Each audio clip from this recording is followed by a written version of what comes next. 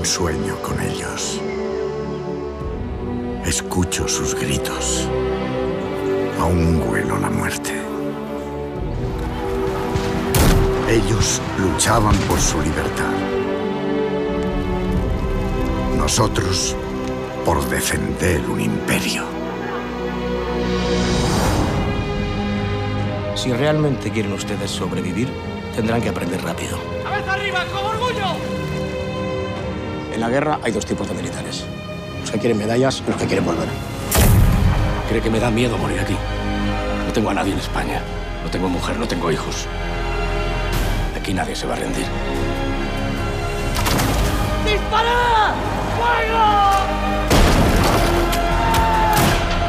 Si dijera la verdad, ¡Están mintiendo! ¡Lo sabemos! salir ahí fuera y pelear.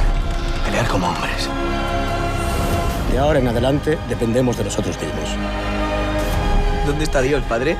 Habrá que ser fuertes, muy fuertes.